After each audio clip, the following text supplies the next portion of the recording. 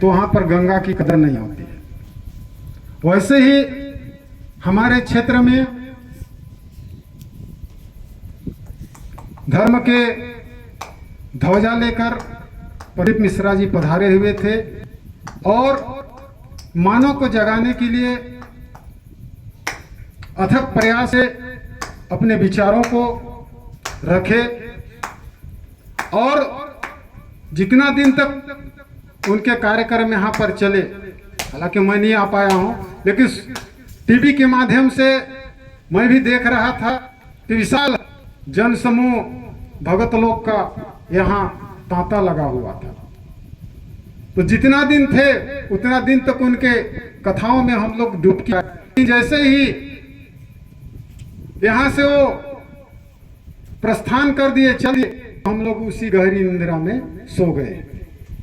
तो उसको जगाने के लिए समय समय पर, जैसे आज यहाँ पर हम लोग बैठे हैं और बैठकर कर रहे हैं, ऐसे ही करते रहेंगे तो उनसे किनसे उस भगवान से प्रीति बढ़ेगी, उससे प्रेम बढ़ेगी। तो मैं गुरु की कृपा से आप लोगों के बीच में कुछ विचार रखने जा रहा हूं। जिस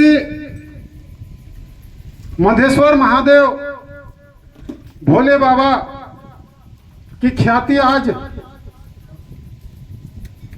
चैनलों के माध्यम से, इंटरनेटों के माध्यम से, फेसबुक के माध्यम से, इंस्टाग्राम के माध्यम से हमारे भारत नहीं पूरे विश्व में प्रचार हो गया, लेकिन इतना होने के बावजूद भी आज हम लोग को जागना है, हम लोग को जानना है कि जिस महादेव, जिस भोले बाबा की हम आराधना करते हैं, तो वो हम उसको ऐसा क्या काम करें कि वो हमारे अंग संग में रच जाए। तो रामचरितमानस में हम लोग पढ़ते हैं, सुनते हैं, हमारे पूर्ववक्ता जो बड़े भाई जी बोल रहे थे कि ईश्वर अंश जियो नासी, चेतन अमल सहज सुख राशि।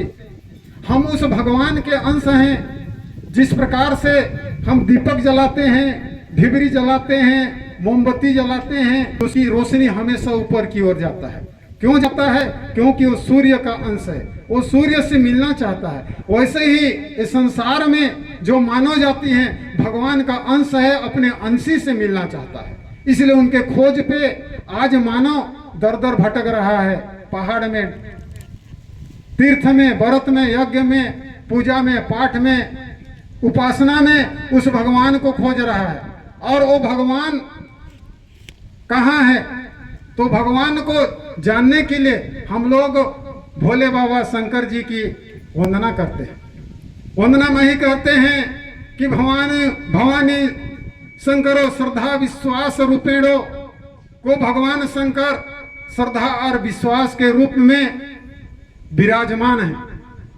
और एक चीज हमेशा मंदिर में भक्तों के द्वारा ये सुनने को मिलता है, हम लोग गाते हैं, सुनते तो हैं लेकिन विचार नहीं करते हैं। इसलिए रामचरितमानस में कहा जाता है कि सत्संग का विशेष महत्व है, कथा का विशेष महत्व है। कैसे? सुनहु समुझहु जन मुदिति मना, मंजहि अति अनुराग, लहई छर फल अछत तनु, साधु समाज पर्याग। पहले उसको सुनिए, ध्यान से सुनिए, उसके बाद में उसको समझने का प्रयास कीजिए, उसके बाद में उसको विचार कीजिए। और विचार करने के बाद में अगर अपने जीवन में ला कर दिए, अपने जीवन में उतार दिए, तो 4 फल की प्राप्ति होती है। धर्म, अर्थ, काम, मोक्ष। उसी को हनुमान चालीसा में कहा गया है कि श्री गुरु चरण सरोज रज, निज मन मकुर सुधार, बरन हो विमल जसु, जो दायक। वो 4 फल की प्राप्ति होती है, हमारे धर्म शास्त्र बताते हैं।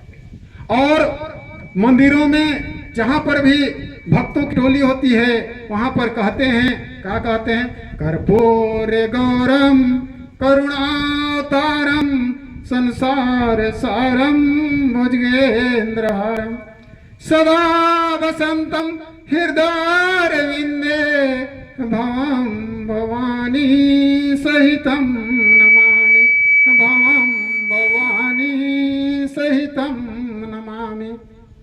भोले बाबा तो पहाड़ में केवल नहीं है, वो भोले बाबा हर जगह पर व्याप्त है। क्यों? हरि व्यापक सर्वत्र समाना, प्रेम से परगटू मैं जाना। वो भगवान, आप राम कहिए, कृष्ण कहिए, ब्रह्मा कहिए, विष्णु कहे, महेश कहे, नारायण कहे, जगदीश कहिए, जिस नाम से भी उसको पुकारिए, लेकिन वो सभी जगह पर विद्यमान है। ऐसा कोई जगह नहीं है संसार का जिस जगह पर वो भगवान ना हो। जब मदेसर पहाड़ में भगवान हैं, उनके शिवलिंग है, तो हम लोग को सत्संग में विचार करने का सौभाग्य मिलता है कि उसमें स्पष्ट कहा गया है कि क्या कहा गया है कि भवम भवानी सहितम नमामि सदा वसंत, और हमेशा हमेशा निवास करता है। कहाँ? हृदय में। वो भगवान पार्वती और शंकर और पार्वती भवम भवानी सहितम नमामि, वो हर मनुष्य के हृदय में एक दिन की नहीं, एक मिनट की नहीं, बल्कि जब तक इस शरीर के अंदर में प्राण रहेगा तब तक वो शंकर और पार्वती विराजमान रहते हैं। यह सत्संग में समझाई जाती है, बताई जाती है। हम लोग इसका मंत्र तो पढ़ लेते हैं। और जो शिव पुराण है, वो शिव यह कहा जाता है कि क्या कहा जाता है? ओम नमः शिवाय, ओम नमः शिवाय। और हमारे मिश्रा जी अभी आए थे तो श्री शिवाय नमस्तुभ्यम, श्री शिवाय नमस्तुभ्यम, ये उन मंत्र है। भगवान शंकर भोले को प्रसन्न करने के लिए, उसको अपनाने के लिए, या अपना दुख संकट विपत्ति भगाने के लिए ये मंत्र को जपा जाता है। लेकिन ये मंत्र मनमानी जपेंगे तो फलीभूत होने वाला नहीं है। अगर इसी मंत्र को किसी गुरु से, किसी संत से, किसी महात्मा से, किसी ऋषि से दीक्षा लेके उसको आप जब जाप करेंगे तो वो अधिक फलदायक होता है, अधिक वो शक्तिशाली बनता है। और अपने से करेंगे तो भी मिलेगा, लेकिन वो कैसे कि हम सांस लेते हैं तो 1 मिनट में लगभग 21 बार सांस लेते हैं, और हरे राम हरे कृष्ण कृष्ण कृष्ण हरे हरे, हरे कृष्ण कृष्ण कृष्ण हरे हरे। अगर ऐसा हम लोग अखंड कीर्तन करते हैं तो ये पूरा 2 लाइन की जो है उसको पूरा करने में 1 मिनट लगता है। तो सोच लीजिए 1 मिनट में आप भगवान का नाम लीजिएगा तो 21 बार ले सकते हैं, लेकिन उस मंत्र को जपेंगे तो 1 मिनट में 2 बार कर सकते हैं। तो कहा जाता है राम रमेति रामे रमे मनोरमे सहस्त्र नाम तत्तुल्यम राम नाम और आनने, कि जिस नाम को हम 1000 बार जाप करेंगे, अगर उसी नाम को किसी गुरु से, किसी संत से, किसी ऋषि मुनि से, किसी तत्वदर्शी से अगर दीक्षा लेके जपेंगे तो 1 बार उसको जपेंगे तो 1000 बार का वो टक्कर लेता है। गुरु धारण करने से ये फायदा होता है। इसलिए गुरु का विशेष महत्व है। कहे कि गुरु बिना भाव न तरही न कोई, चाहे ब्रह्मा बिरंची शंकर सम होई, ये रामचरितमानस में। अगर आप ब्रह्मा के समान भी हो जाएं, विष्णु के समान भी हो जाएं, शंकर के समान भी हो जाएं, लेकिन आपने अपने जीवन में गुरु धारण नहीं किया है, गुरु नहीं बनाया है, तो भव सागर से पार नहीं हो सकता है। अब भव सागर कहने के मतलब दुख की सागर में, ये दुख की ये संसार है। दुख की संसार से बचने के लिए ही मनुष्य अपने जीवन में गुरु बनाता है। और रामचरित में ये कहा गया है, ये मानव को समझाया गया है, क्या समझाया गया है कि शंकर भगवान को माता पार्वती ने पूछा, क्या पूछा कि सत्संग की महिमा क्या है, राम की महिमा क्या है, राम की चरित्र की महिमा क्या है। और मनुष्य जीवन में जो सत्संग नहीं सुनता है, कथा नहीं सुनता है, अपने जीवन में सतमार्ग पर नहीं चलता है, उसके जीवन की क्या दशा होती है, इसके बारे में माता पार्वती शंकर भगवान से पूछते हैं। तो कहते हैं कि इसकी मर्म का बात बताओ। तो शंकर भगवान बताते हैं उसको, पूछे हूँ कथा प्रसंगा लोक जग पावनी गंगा। कि माता पार्वती शंकर भगवान से पूछ रही हैं कि ये कथा का, भगवान का, जहां पर उनके गुणों का, उनके चरित्रों का बखान होता है, उसको सुनने से क्या फायदा होता है, क्या नुकसान होता है। तो तुम राम चरण अनुरागी, प्रश्न किन्न जगत हित लागी। हे माता पार्वती, तो राम से तुम्हारा बहुत प्रीति है, प्रेम है, इसलिए तू जगत की कल्याण करने के लिए, मानव की कल्याण करने के लिए प्रश्न पूछा है। तो हे पार्वती सुन। और शंकर भगवान उसको बताते हैं, जिनहि राम गुण सुने नहीं काना, सर्व नरेंद्र यही भवन समाना।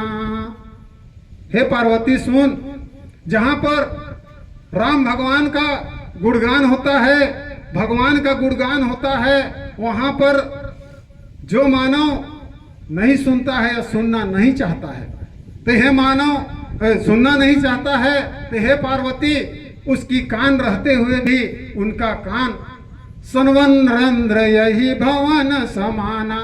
वो कान नहीं है, कान जो है अच्छी चीजों को सुनने के लिए है, तो उनका कान का उपमा सांप के कान के बराबर दिया गया है, वो सांप के लाता के समान है। ऐसे माता पार्वती को शंकर भगवान समझा रहे हैं। ते सिर कटु तुमड़ी समतूला, जे नाना मत हरि गुरु पद मूला।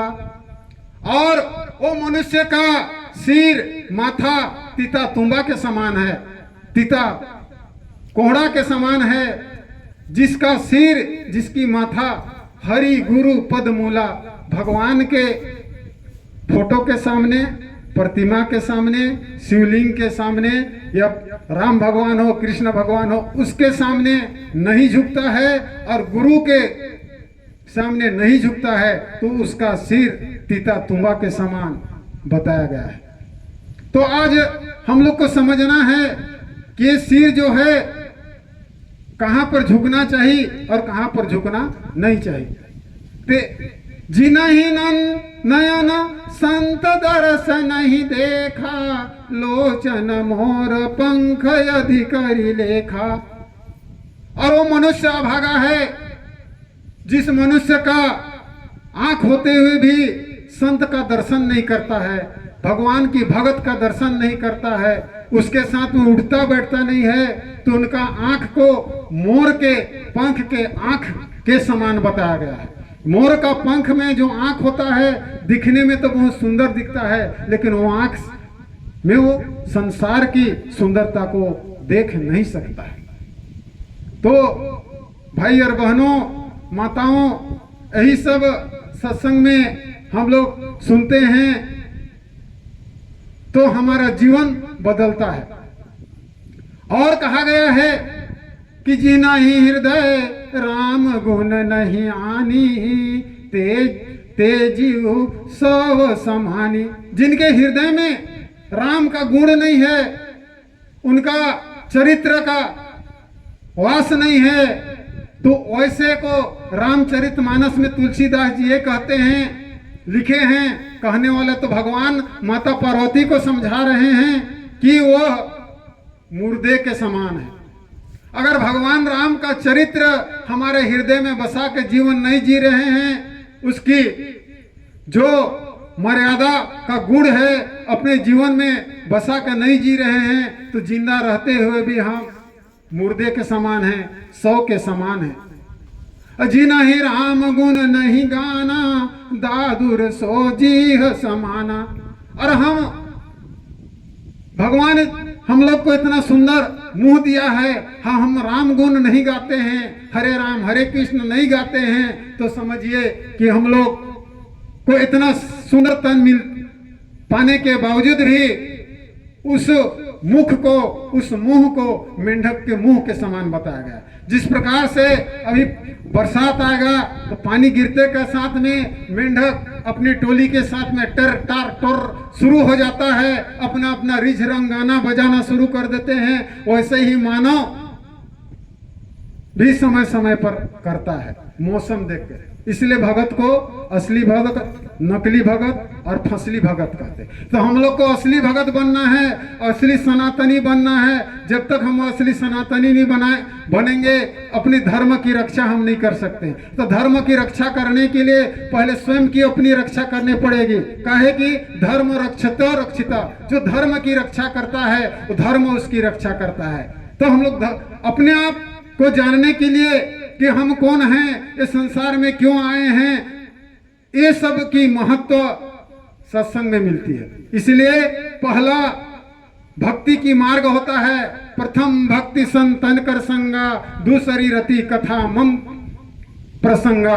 कि अगर कोई पहली कक्षा है, आंगनबाड़ी है, तो वो क्या है, संतन का संग, संतों की संग, भक्तों की संग। जब तक हम भक्त की संग नहीं करेंगे, संतों की संग नहीं करेंगे, साधु के संग नहीं करेंगे, ऋषि मुनियों का संग नहीं करेंगे, उनकी बातों को नहीं सुनेंगे, हमारे जीवन में बदलाव होने वाला नहीं है। जब तक हमारे जीवन को नहीं बदलेंगे, परिवर्तन नहीं करेंगे, तब तक हमारे जीवन में पॉजिटिव थिंकिंग आने वाला नहीं है, पॉजिटिव एनर्जी आने वाला नहीं है। तो पॉजिटिव एनर्जी अगर हम लोग को प्राप्त करना है, पॉजिटिव थिंकिंग करना है, तो हमें भक्तों का संग, भगवान की कथा, भगवान की सत्संग हम लोग को सुनना चाहिए। और सुनना, जो मनुष्य सुनता है उन्हीं का जीवन बदला है। इतिहास उठा के देख लीजिए, जिनका भी जीवन बदला है तो भगवान की भक्ति करके ही बदला है।